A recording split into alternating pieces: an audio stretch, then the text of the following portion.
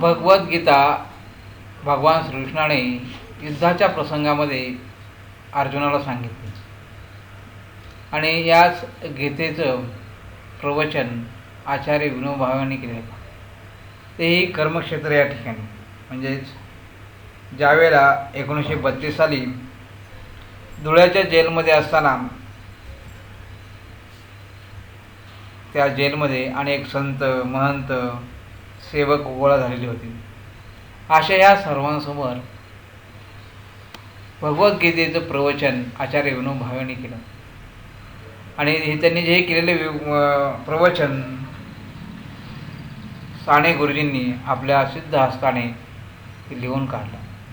म्हणजे दोन महापुरुषांचं या ठिकाणी या गीता प्रवचनामध्ये योगदान आहे. अशा या आचार्य विनोबाभावेंचे गीता प्रवचन याचं आपण या ठिकाणी वाचन घेणार आहोत. त्यांनी जे काही भगवद्गीतेची प्रवचने केली ते प्रवचन एक आपण एका अध्यायाचे प्रत्येक अध्यायाचे आपण वाचन करणार आहोत. जेलमध्ये असताना आपलं कर्मक्षेत्र या ठिकाणी ही गीता प्रवचन प्रकट झालेलं आहे आणि यामध्ये साने गुरुजींनी ही लिहून काढल्यामुळे त्याला अतिशय महत्त्व प्राप्त झालेलं आहे. पहा, अशा या गीता प्रवचन आपण सुरुवात करूया. अध्याय पहिला, अर्जुनाचा विषाद. आचार्य विनोबाभावे म्हणतात आपल्या ज्या जे संत महंत काही सेवक गोळा झाले त्यांच्यासमोर ते गीता प्रवचन त्यांनी केलेलं आहे. प्रिय बंधूंनो, आजपासून मी श्रीमद भगवद्गीतेविषयी सांगणार आहे. गीतेचा व माझा संबंध तर्कापलीकडचा आहे. माझे शरीर आईच्या दुधावर पोचले त्यापेक्षाही माझे हृदय व बुद्धी यांचे गीतेच्या दुधावर अधिक पोषण झाले. जिव्हाळ्याचा जेथे संबंध असतो तेथे तर्कास वाव नसतो. तर्काला छाटून श्रद्धा व प्रयोग या दोन पंखांनीच गीतेच्या गगनात मी यथाशक्ती भराऱ्या मारित असतो. मी प्राय गीतेच्याच वातावरणात असतो. गीता म्हणजे माझे प्राणच. मी गीतेविषयी इतरांशी कधी बोलतो तेव्हा गीतेच्या समुद्रावर तरंगत असतो आणि एकटा असतो त्यावेळेस त्या अमृत समुद्रात खोल बुडून मारून बसतो. अशा या गीता माऊलीचे चरित्र दर रविवारी मी सांगावे असे ठरवण्यात आले, असं विचार आचार्य विनोबाभावे आपल्या सवंगड्यांना सांगतात. गीतेची योजना महाभारतात केलेली आहे. गीता महाभारताच्या मध्यभागी सर्व महाभारतावर प्रकाश पाडीत उंच दीपाप्रमाणे उभी आहे. एकीकडे 6 पर्वे, दुसरीकडे 12 पर्वे अशी मध्यभागी, तसेच एकीकडे 7 औक्षानी सैन्य, दुसरीकडे 11 औक्षानी अशी सैन्य, अशा मध्यभागी ही गीता सांगितलेली आहे. पहा, गीता सांगण्याचं या ठिकाणी सांगितलेले. महाभारत व रामायण हे आमचे राष्ट्रीय ग्रंथ आहेत. त्यातील व्यक्ती आमच्या जीवनाशी एकरूप झालेले आहेत.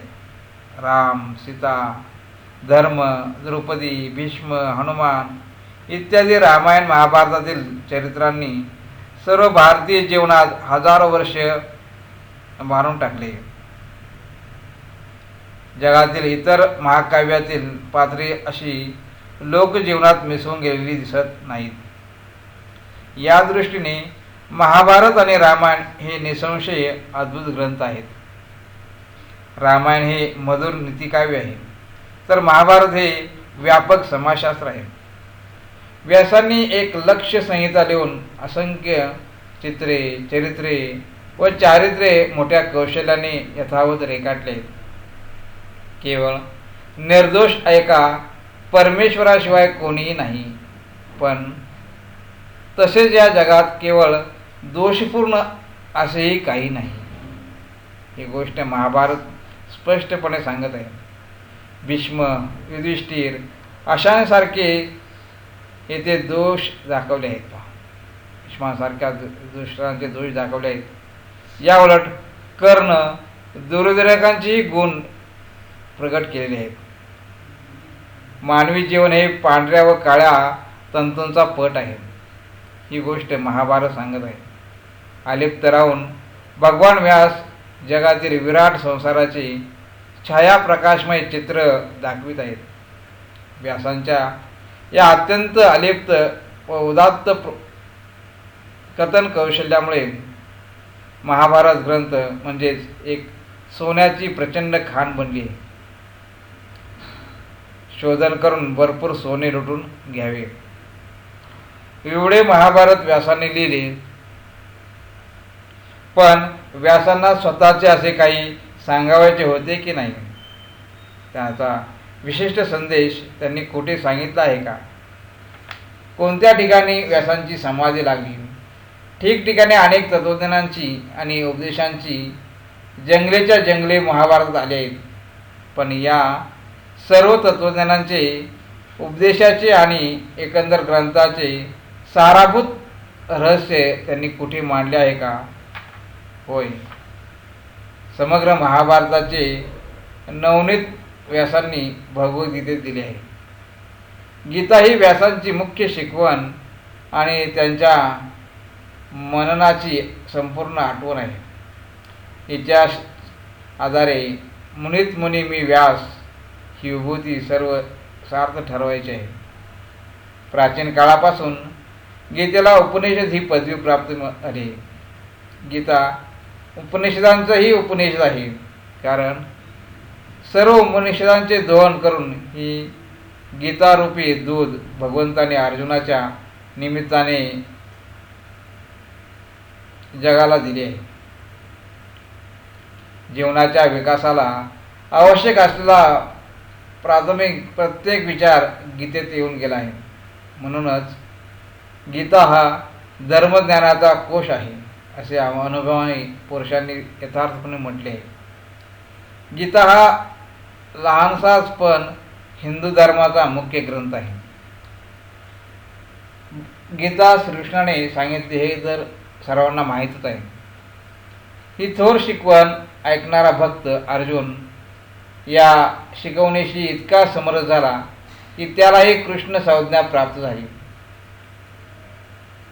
देवाभक्तांचे हे हृदयगत प्रगट करीत असता व्यासदेव इतके विरघळून गेले की त्यांनाही लोक कृष्ण म्हणू लागले.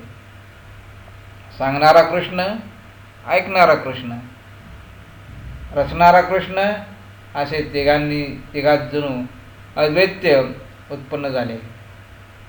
तिघांची जणू समाधी लागली.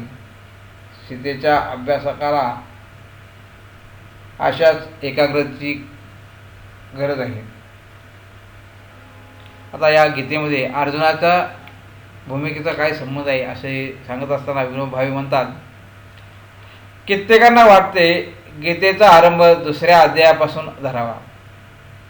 2ऱ्या अध्यायाच्या 11व्या श्लोकापासून प्रत्यक्ष उपदेशाला सुरुवात होते.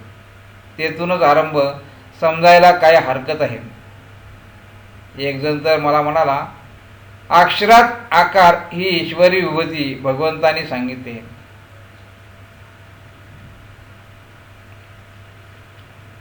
अशोचन श्रोत्रच्छम च्या आरंभी आयताच आकारही आहे, तेव्हा तेथूनच आरंभ करावा.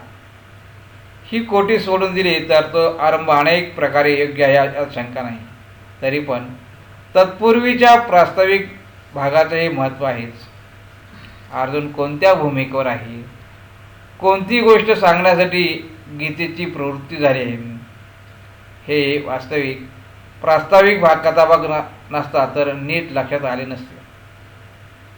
अर्जुनाचे क्लौब्य दूर करून, संशय दूर करून त्याला युद्ध प्रवृत्त करण्यासाठी गीता सांगितली गेली असे काही लोक म्हणतात.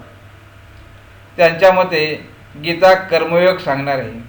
एवढेच नव्हे तर ती युद्धयोग सांगणार आहे. जरा विचार केला तर या म्हणण्यातील चूक दिसून येईल. 18 औक्षणी सैन्य लढायला सिद्ध होते पहा.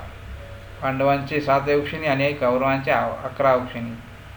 अर्जुन घाबरला. हे सैन्य घाबरले नव्हते ते का अर्जुनाहून अधिक योग्यतेचे होते? ही तर कल्पनाच करवत नाही. अर्जुन लढाईपासून परावृत्त होत होता. तो बेतरा म्हणून नव्हे, शेकडो लढाया खेळलेला तो महावीर होता. उत्तर गोग्रहणाच्या वेळेस त्याने एकट्याने भीष्म, द्रोण, कर्णांना हरवले होते. नेहमी विजय मिळवणारा, सर्व नरातील एकच खरा नर अशी त्याची ख्याती होती. वीरवृत्ती त्याच्या रोमारोमात होती. अर्जुनाला डिवचण्यासाठी संशयाचा आरोप तर कृष्णानेही करून पाहिला, पण तो बाण वाया जाऊन पुढे वेगळ्याच मुद्द्यावर ज्ञानविज्ञानांची अनेक व्याख्याने द्यावी लागली. तेव्हा क्लौब्य निरसना इतके सोपे गीते तात्पर्य गीतेचे नाही हे निश्चितच. दुसरे काही म्हणतात पहा की अर्जुनाची अहिंसा वृत्ती दूर करून त्याला युद्ध प्रवृत्त करण्यासाठी गीता सांगितली. माझ्या दृष्टीने हेही म्हणणे बरोबर नाही. ते कसे हे पाहण्यासाठी आपणाला अर्जुनाची भूमिका तपासली पाहिजे. त्या कामी पहिला अध्याय आणि त्याचे दुसऱ्या अध्यायात शिरलेले आकात फार उपयोगी आहे. अर्जुन रणांगणावर उभा राहिला होता. तो कृतनिश्चयानेच आणि कर्तव्य भावनेने उभा राहिला होता. शास्त्रवृत्ती त्याच्या स्वभावातच होती. युद्ध टाळण्याचा शिकस्त प्रयत्न करून ते टळले नव्हते. कमीत कमी मागणी व कृष्णासारख्यांची मध्यस्थी दोन्हीही वाया गेल्या होत्या. अशा स्थितीत देशोदेशीचे राजे जमून आणि कृष्णाला सारथ्य पत्करायला लावून तो रणांगणावर उभा होता आणि वीरवृत्तीच्या उत्साहाने कृष्णाला म्हणतो, दोन्ही सैन्यांच्या मध्यभागी माझा रथ नेऊन उभा कर, म्हणजे कोण माझ्याबरोबर लढण्यासाठी जमले आहेत त्यांची तोंडे एकदा मी पाहून घेतो. कृष्ण त्याच्या म्हणण्याप्रमाणे करतो आणि अर्जुन समोर नजर फिरवतो. तो त्याला काय दिसते? दोन्ही बाजूंना आपल्याच नातेवाईकांचा, सगळ्या सोयऱ्यांचा प्रचंड मेळावा. आजी, बाप, मुले, नातू, आप्त संबंधाचे 4 पिढ्या मरणाच्या अंतिम निश्चयाने एकत्र आल्या आहेत असे त्याला दिसते. या गोष्टीची कल्पना आधी त्याला नसेल असे नाही, पण प्रत्यक्ष दर्शनाचा एक वेगळाच परिणाम असतो. तो सारा स्वजन समूह पाहून त्याच्या हृदयाची कालवाकालव सुरू होते. त्याला फार वाईट वाटते. आजपर्यंत त्याने अनेक लढायात असंख्य वीरांचा संहार केला होता. त्यावेळी त्याला वाईट वाटले नव्हते. त्याचे गांडीव धनुष्य गळून पडले नव्हते. त्याच्या शरीराला कापरे भरले नाही. त्याचे डोळे ओले झाले नाहीत. मग आत्ताचे असे का झाले? त्याच्या ठिकाणी का अशोकाप्रमाणे अहिंसा वृत्तीचा उदय झाला होता? नाही, ही सारी स्वजन शक्ती आहेत. आजच्या घटकेलाही जर समोर गुरु, बंधू, आप्त नसते तर त्याने शत्रूंची मुंडकी चेंडूप्रमाणे उडवली असती. पण आसक्तीजन्य मोहाने त्याची कर्तव्यनिष्ठा ग्रासली आणि मग त्याला तत्वज्ञान आठवले. कर्तव्यनिष्ठ मनुष्य मोहग्रस्त झाला तरी नागडी कर्तव्यच्युती त्याला सहन होत नाही. तो तिला एखादी सद्विचार नेसवतो. अर्जुनाचे असेच झाले. तो आता युद्धच मुळात पाप आहे असे पुसण्या प्रतिपादन करू लागला. युद्धाने कुलक्षय होईल, धर्म लोपेल, सौराचार माजेल, विवाचार वाद पसरेल, दुर्भिक्ष ओढवेल, समाजावर संकटे येतील असे अनेक मुद्दे तो कृष्णालाच समजावून सांगू लागला. मला पुढे आचार्य विनोभाई म्हणतात पहा, मला या ठिकाणी एका न्यायाधीशाची गोष्ट आठवते. एक न्यायाधीश होता. शेकडो अपराध्यांना त्याने फाशीची शिक्षा दिली होती. परंतु एके दिवशी त्याचा स्वतःचा मुलगा खुनी म्हणून त्याच्यासमोर उभा करण्यात आला. त्याच्यावरचा खुनाचा आरोप सिद्ध होऊन त्याला फाशीची शिक्षा देण्याची न्यायाधीशावर पाळी आली. पण असे करताना तो न्यायाधीश कचरला. तो बुद्धिवादी बोलू लागला, फाशीची शिक्षा अमानुष आहे, ती देणे मनुष्याला शोभत नाही. मनुष्याला सुधारण्याची आशा त्यामुळे नष्ट होते. खून करणाऱ्याने भावनेच्या भरात खून केला, परंतु त्याच्या डोळ्यावरचा खून उतरल्यावर त्या माणसाला गंभीरपणे उचलून फासावर लटकवून मारवायचे हे समाजाच्या माणुसकीला लाजिरवाणे व काळिमा फासणारे वगैरे वगैरे असे मुद्दे तो न्यायाधीश मांडू लागला. तो मुलगा समोर न येता तर मरेपर्यंत न्यायाधीश साहेब खुशाल फाशी शिक्षा देत राहतील. मुलाबद्दलच्या ममत्वामुळे न्यायाधीश असे बोलू लागला. ते बोलणे आंतरिक नव्हते, ते आसक्तीजन्य होते. हा माझा मुलगा या ममत्वातून निर्माण झाले ते वाङ्मय होते. अर्जुनाची या न्यायाधीशासारखी गत झाली होती. त्याने मांडलेले मुद्दे चुकीचे नव्हते. गेल्या महायुद्धाच्या नेमके हेच परिणाम जगाने पाहिले. पण विचारांची गोष्ट इतकीच की अर्जुनाचे ते तत्वज्ञान नव्हते, तो त्याचा प्रज्ञावाद होता. कृष्ण हे जाणून होता, म्हणून त्या मुद्द्याची मुळीच दखल न घेता त्याने सरळ मोहनाशाचा उपाय अवलंबिला. अर्जुन जर खरोखर अहिंसावादी आला असता तर अवांतर ज्ञान विज्ञानाने कोणी कितीही सांगितले तरी मूळ मुद्द्याचे उत्तर मिळाल्याशिवाय त्याचे समाधान झाले नसते. पण संबंध गीतेत, पूर्ण गीतेमध्ये या मुद्द्याचे उत्तर नाही आणि अर्जुनाचे समाधान झालेले आहे. या सर्वाचा भावार्थ इतकाच की अर्जुनाची अहिंसा वृत्ती नव्हती, ती युद्ध प्रवृत्तच होता. युद्ध त्याच्या दृष्टीने त्याचे स्वभाव प्राप्त आणि अपरिहार्य ठरलेले कर्तव्य होते. ते कर्तव्य तो मोहाने टाळू पाहत होता आणि गीतेचा या मोहावरचा मुख्य गदा आहे. पुढं आचार्य विनोबाई म्हणतात, गीतेचं प्रयोजन कशासाठी केलं होतं, गीता कशासाठी सांगितली ती, तर स्वधर्माविरोधी मोहाचा निराश करण्यासाठी. अर्जुन अहिंसेचंच काय पण संन्यासाची भाषा बोलू लागला होता. या रक्तलांछित क्षात्र धर्मापेक्षा संन्यास बरा असे अर्जुन म्हणत होता. पण अर्जुनाचा तो स्वधर्म होता का, ती त्याची वृत्ती होती का? अर्जुनाला संन्यासाचा वेश सहज घेता आला असता, पण संन्यासाची वृत्ती कशी घेता आली असती? वेश घेता आला असता पण वृत्ती घेता आली नसती. संन्यासाच्या नावाने जर तो रानात जाऊन राहतो तर ते तो हरणे मारू लागला असता. भगवान स्पष्टच म्हणाले, अर्जुना, अरे लढाई करणार नाही म्हणतोस तो तुझा भ्रम आहे. तुझा आजपर्यंतचा बनलेला स्वभाव तुला लढायला लावल्याशिवाय राहणार नाही. अर्जुनाला स्वधर्म विगुण वाटू लागला होता, पण स्वधर्म कितीही विगुण असला तरी त्यात राहूनच माणसाने आपला विकास करून घेतला पाहिजे,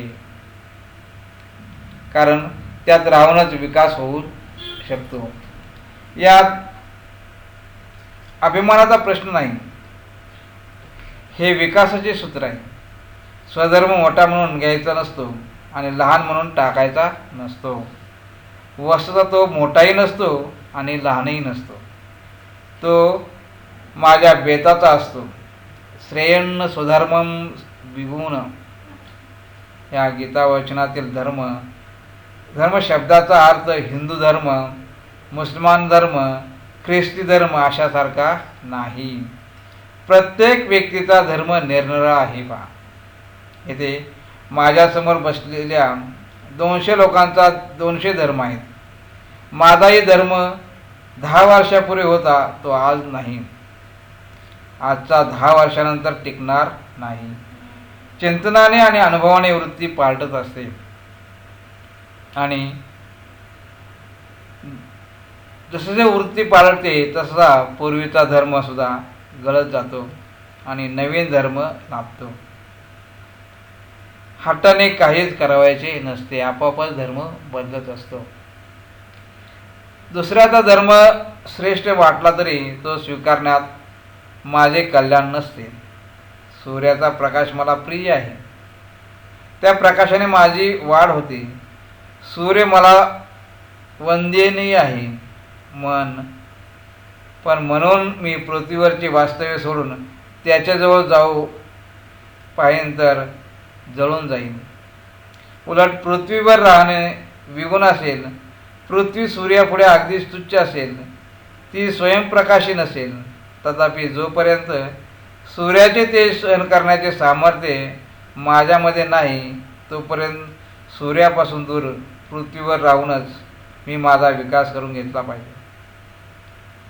माशाला जर कोणी म्हणाले पाण्यापेक्षा दूध मौल्यवान आहे, दुधात राहा, तर मासा ते कबूल करेल का?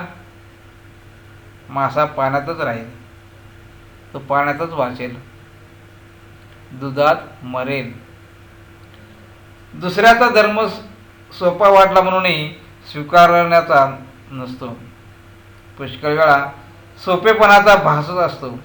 संसारात बायका मुलांचे नीट रक्षण करता येत नाही म्हणून कंटाळून जर कोणी गृहस्थ संन्यास घेईल तर ते ढोंग होईल व जडही जाईल. संधी सापडताच त्याच्या वासना जोर करतील. संसाराचे ओझे झेपत नाही म्हणून वनात जाणारा आधी तिथे लहानशी झोपडी बांधील, मग तिच्या रक्षणासाठी तो कुंपण करील. असे करता करता त्याला तिथे सवाई संसार उभा करण्याची पाळी येईल. वैराग्य वृत्ती असेल तर संन्यासातही कठीण काय आहे. संन्यास सोपा म्हणून सांगणारेही स्मृतिवचने तर आहेतच, पण मुख्य मुद्दा वृत्तीचा आहे. ज्याची जी खरी वृत्ती असेल तदनुसार त्याचा धर्म राहील. श्रेष्ठ कनिष्ठ, सोपे कठीण हा प्रश्न नाही. खरा विकास हवा तर खरी परिणती हवी. पण कोणी भाविक असतात, ते भाविक लोक काय विचारतात, संन्यास जर युद्ध करण्याच्या धर्माहून केव्हाही श्रेष्ठच आहे, तर भगवंतांनी अर्जुनाला खरा संन्यासी का बनवले नाही? त्यांना काय ते अशक्य होते? त्यांना अशक्य काहीच नव्हते. पण त्यात अर्जुनाचा पुरुषार्थ तो काय राहिला असता? परमेश्वर मोकळीक देणार आहे, ज्याने त्याने धडपड करावी त्यातच गोडी आहे. लहान मुलाला स्वतः चित्र काढण्यात आनंद असतो, त्याचा हात धरलेला त्याला आवडत नाही. शिक्षक जर मुलांना भराभर गणिते सोडून देऊ लागला तर मुलांची बुद्धी कशी वाढणार? आईबापांनी गुरूंनी सूचना द्याव्या. परमेश्वर हातून सूचना देत असतो, याहून अधिक ते काही करत नाही.